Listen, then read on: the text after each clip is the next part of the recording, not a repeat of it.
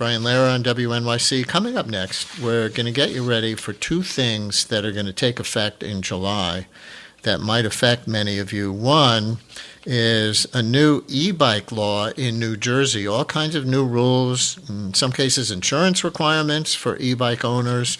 So we're going to tell you what you need to know if you own an e-bike in New Jersey. And also, nationally, new student loan policies kick in, both for new borrowers and for people paying back loans. Those will kick in July. So we're going to talk about both of those coming up. Brian Lehrer on WNYC. On the next Radio Lab? Folks, we're about to march into a massive factory farm. After openly stealing injured pigs from an industrial farm. To show the world what's actually happening behind these closed doors. One activist forces us to put a price on our confusing relationship to animals. The law says the thing he took has to be worth something. Like the inherent value of a living thing. The room was split about 50-50. What is a pig worth on the next Radio Lab? Tonight at 9 on WNYC. WNYC supporters include Hudson Valley Shakespeare presenting its 2026 season in a new open-air theater in Garrison, New York. Productions include King Lear, As You Like It, and Les Miserables, now through September. More at hvshakespeare.org. Public Art Fund, presenting outdoor summer artworks across New York City, from playable ping pong table sculptures at Rockaway Beach to photographs on bus shelters and outdoor art in city parks. More at publicartfund.org. Art Yard in Frenchtown, New Jersey. Opening June 27th, Phantom Limbs by Tamara Kostanovsky creates a vibrant landscape of textile sculpture that merges human forms with the natural world. Info at artyard.org. The New York Philharmonic, presenting Disney's Encanto, shown on a giant HD screen, while the original songs by Lin-Manuel Miranda are performed live, June 18th through 21st. More at nyphil.org. And you can sign up for free if you're interested for the Brian Lehrer Show newsletter. It includes a weekly column from me, a reader question for you to answer if you choose, and some other features. To sign up, just go to wnyc.org/BL newsletter, wnyc.org/BL newsletter. It'll come to your inbox every Thursday afternoon.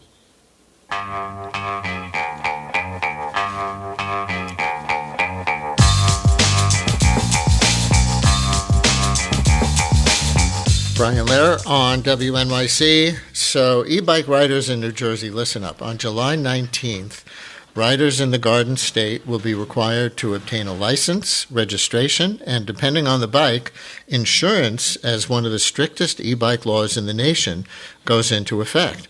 Joining me now to discuss the details of the law, including letting you e-bike owners know exactly what you have to do, plus a little New Jersey transit news now that the World Cup has arrived, is Larry Higgs, commuting and transport reporter at NJ.com. Hey, Larry, thanks for hopping on. Welcome to WNYC today. Thanks for having me. So let's start with what actually changes on July 19th. Where would you start to run down the requirements for e-bike owners? Well, I mean, first of all, there's a lot of confusion out there. What people are really waiting for is the State Motor Vehicle Commission, which is basically your DMV in New York, to start the process so people can begin to register their e-bikes and get licenses. You know, the law, as you said, the law starts on the 19th. There is a 6-month grace period for people to catch up. But obviously there are people who want to get started. If you're a kid who's 16 and older, you have to go through the licensing process as if you were a driver. So there are people who are interested in getting that started. And of course, the backdrop to all of this is there is a growing discontent from the bike advocacy community, who feels that this should be more in line with what other states in the nation do, and that is to target what they consider the more dangerous Class 3 e-motos, which are e-bikes that are faster or more powerful and resemble a motorcycle, and pretty much leave the Class 1 and Class 2 pedal bikes alone. You know, there are even some advocates that I talked to who said that, just because an e-bike has a throttle instead of using pedals to make the motor actuate, that, that's not necessarily a criteria, citing folks who have mobility issues who might use e-trikes and things of that nature, would be subject to a tougher standard. So there's a lot of confusion. So let me just clarify as well as we can on something that you just said. Any e-bike rider, no matter how simple the bike, if it's just the pedal assist, which is, I think, the kind of simplest category, lowest category of power, anybody riding any kind of e-bike is going to need to have a license starting July 19th? Yes. Now, your driver's license will, so in other words, if you're an adult, your driver's license will suffice. You will not have to go get a separate license. Your car driver's license will suffice? Correct. Why? It's the way they wrote the law.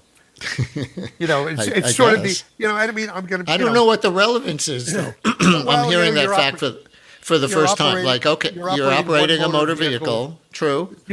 You're operating a bigger, and as advocates would say, more dangerous motor vehicle. You should be well versed in operating a smaller, less deadly motor vehicle. I guess. And you said 16 or older. So does that mean if you're under 16, because people under 16 ride e-bikes, you're not allowed to ride at all? Or does it mean you just don't need a license because they don't give driver's licenses to people under 16? Well, no one under 15 is allowed to ride under this law. Under 15? 15, yes, 1-5. Now, how enforceable that's going to be, that remains to be seen.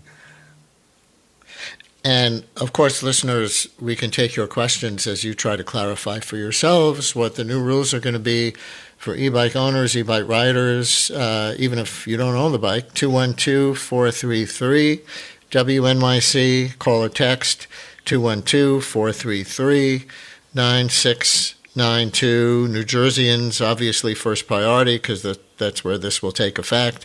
Are there different speed limits for different kinds of e-bikes? Well, there's speed governors, I guess you'd call them. So the Class 1, Class 2 pedal bikes, they top out about 20 miles an hour. So, that's a little faster than somebody who's in really good shape would be able to pedal a conventional bicycle. Mm-hmm. And the e-motos are much faster.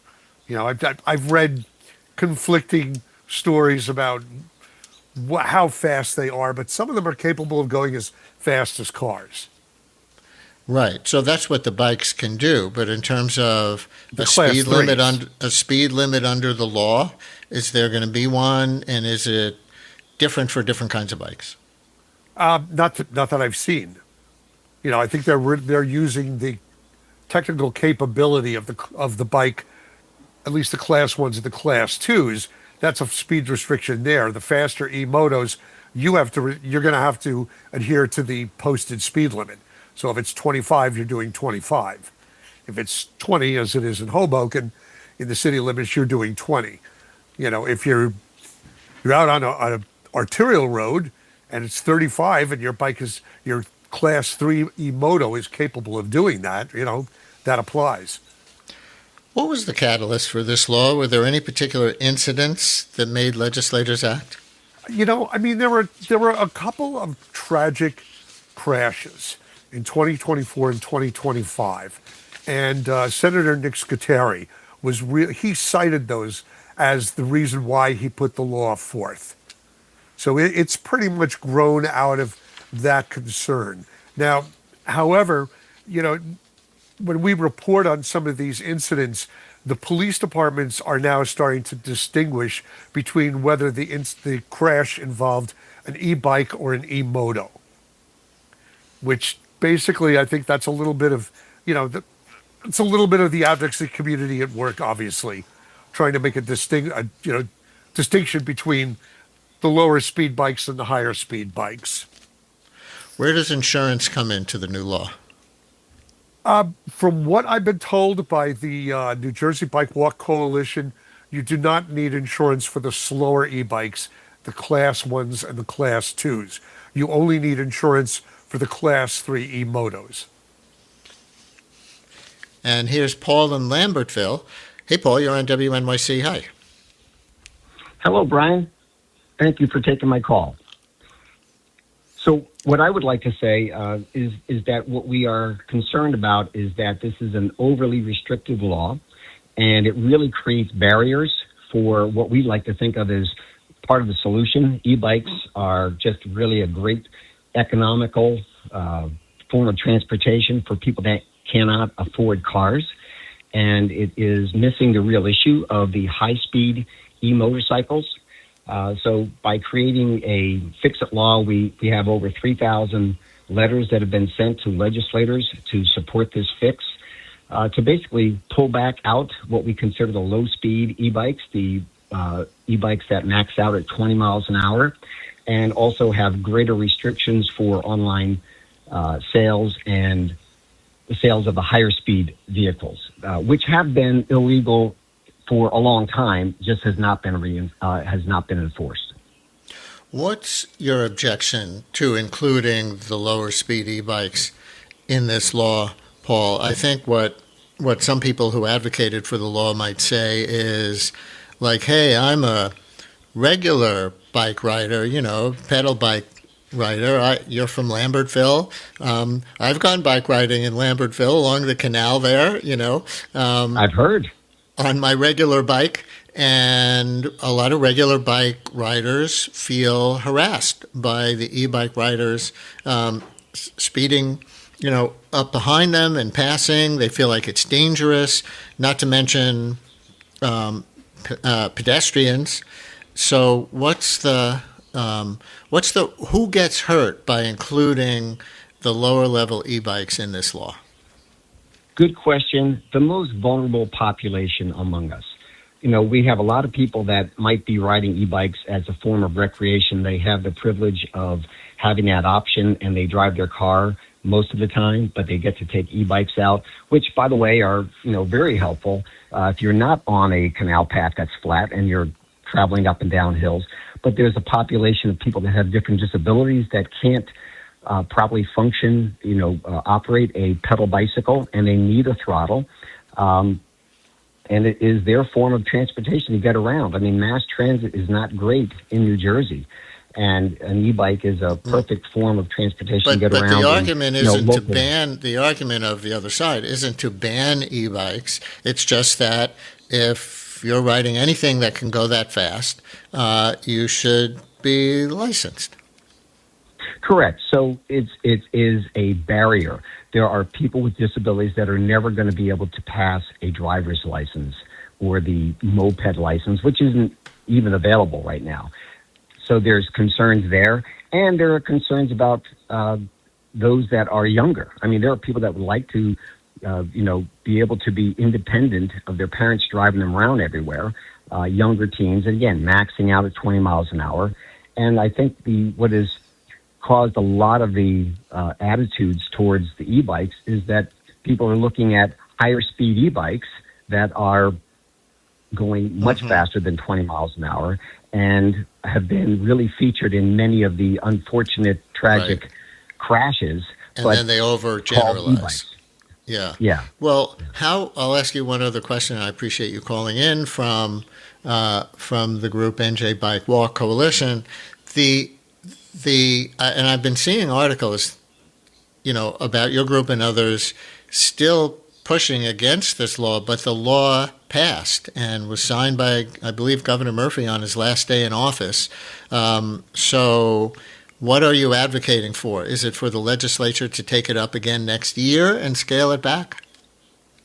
No, we're actually working with legislators now to formulate a fix-it bill or a cleanup bill that would basically amend this bill, hopefully before it goes into effect, because as Larry referred, there's a lot of confusion about this. You can't register your bike now, even if you tried.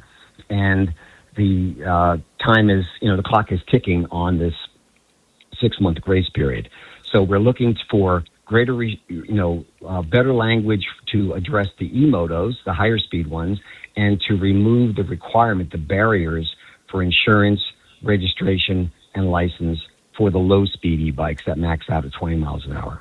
Got it. I'll ask you one more question, and this is based on a text from a listener that came in. It says, I'm in Red Bank. I see many e-bikers who do not follow the laws, going over the speed limit, running red lights, going against the traffic. It's a free-for-all. Are you for enforcement of the traffic laws that apply to cars for Of course, people yes. riding e-bikes?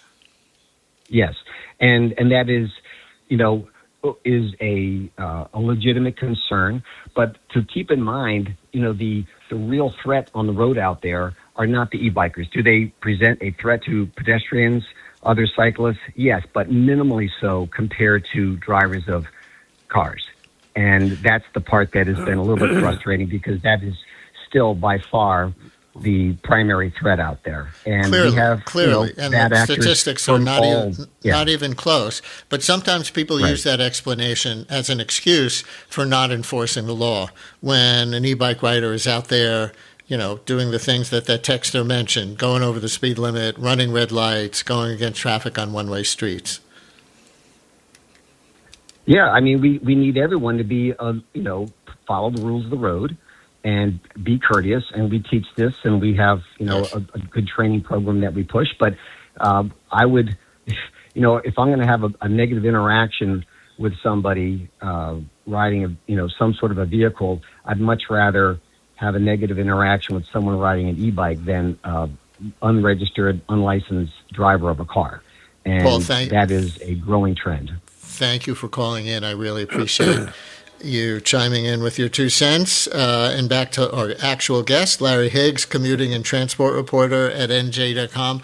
How about that enforcement issue? That's a big issue in Manhattan for people who are, who want to crack down on e-bike riders, because they do break the traffic laws with so much more ease than cars, so it seems. And they're not being ticketed in the same way. Is that an issue in New Jersey, and does this new law that takes effect July 19th do anything in that respect? Well, I mean, it is an issue here. And I mean, whenever we see a debate about the law, about e-bikes, and social media, invariably it comes down to people who say exactly what the texter from Red Bank said. I see e-bikes doing X, Y, and Z going, I've seen it myself as a driver. I also see cars doing that. The thing is, one of the things this law is trying to deal with is education. So, there's that theory that, well, if you have to get a license, you're going to have to take a test and have some form of knowledge about how to do this. When I talk to advocates, I talked to some advocates from Hudson County Complete Streets and Bike JC over the weekend about this. And, we have a lot of delivery riders, as I'm sure you do in Manhattan. And, that was brought up as an issue of, well, how do we get to those folks? And, they said, well, it's got to be the companies that run the delivery apps to educate their riders to say, you have to do exactly what you said. You're a vehicle. You have to adhere to the same laws as cars. We didn't touch on registration yet. Does everybody have to register their e-bike like they register a car? Yeah. Yes. They don't get a license plate. They get a little sticker. That's what police will be looking for. How do they get it the first time? Do they have to go to a motor vehicles office? Well, and this is I have been chasing around the MVC for a couple of months on this. The problem is it is a work in progress. So I'm asking questions that, they don't have the answers to. And they were also asked by legislators about this. One of the questions I have for them is, we have a bifurcated system in New Jersey. You go to one agency if you have a driver's license transaction. You go to a different agency for a vehicle transaction. So the question is, for an e-bike owner who needs a license, are you going to have to go to 2 different agencies to make 2 sets of appointments to get your license and then to register your e-bike? So I'm still waiting for answers on that. The MVC told lawmakers during 2 separate hearings that they will be ready to go on July 1st. And I'm waiting for word from them as well, as are many people out there. Exactly what is the process You would probably have to make an appointment online. And I checked this morning. Right now, there's no indication for a place where you can make an appointment for your e-bike transaction. So we're waiting for that. Does every e-bike have a serial number, like every car has a VIN number, and it gets registered that way? Conventional pedal bicycles have serial numbers on them. Right. You can register with your local police department. They usually try to encourage that, so when they bust a ring of bike thieves, you can identify your bike or what's left of your bike, depending on what they've done to it. Do the e-bikes have serial numbers, or if not, how do you register an individual bike? Oh, they do. They would, but now there's also, the law also provides for an you could also provide an affidavit or a bill of sale for the bike, because there are other situations out there. There are companies that will sell you a kit so you can take your regular pedal bike and make that into an e-bike by mounting a motor on the front wheel and a battery to the handlebars. So that's another wrinkle. That's a lower speed bike. Yeah. But the other thing that some of the advocates have also talked about is getting around kind of the gray market. You have a gray market for cars that are brought in that don't meet federal standards for emissions and safety, what have you. And there's a similar gray market for the higher e-motos, according to the advocates, where you can get higher performance out of them by basically manipulating some of the software. Interesting. All right, before you go, the other big New Jersey transportation story right now, the World Cup, the first match happened at MetLife, or New Jersey Stadium, as they have to call it officially, according to FIFA rules, because MetLife didn't pay them to be a sponsor. And the plan was transit only, no parking, no tailgating. How did it actually go? Well, what happened was NJ Transit moved about 21,000 people. And they did very well. They did better than most people expected. We had boots on the ground reporters who interviewed people, and they all had good things to say about public transit. Where there were problems was the host committee's buses got stuck in traffic, which was to be expected. The NJDOT was warning people that this is not going to be even a normal event for MetLife Stadium as far as traffic goes. And on a regular game day, you have a lot of traffic and a lot of gridlock. The other issue was with ride shares after the game. And Uber is the exclusive rideshare provider under a sponsorship with the host committee. And there were problems. People reported problems getting Ubers out. Some complained of waits for at least an hour or more. And apparently there was some kind of a problem getting Uber cars back into the pickup area, which was the Meadowlands racetrack. So, the question is going forward is what's going to be done to try to prevent that from happening on Tuesday, because that's the real test. We have a match in the afternoon, and it's going to interfere with the evening commute. Now, fortunately, the Knicks did us a favor. We're not going to have Knicks fans and World Cup fans mixing in Penn Station. But it still remains what's going to happen. Can you imagine? Because if that series had gone one more game, it would have been Tuesday night, same day as this match out there. Right. Well, the big thing would be outside, not necessarily people coming in, but just the throng of people getting into the Garden, waiting to get on trains to go to World Cup. So fortunately, thank you, Knicks, for winning. And we will leave it there with Larry Higgs, commuting and transport reporter at NJ.com. Thanks a lot, Larry. Thanks, Brian. Always a pleasure.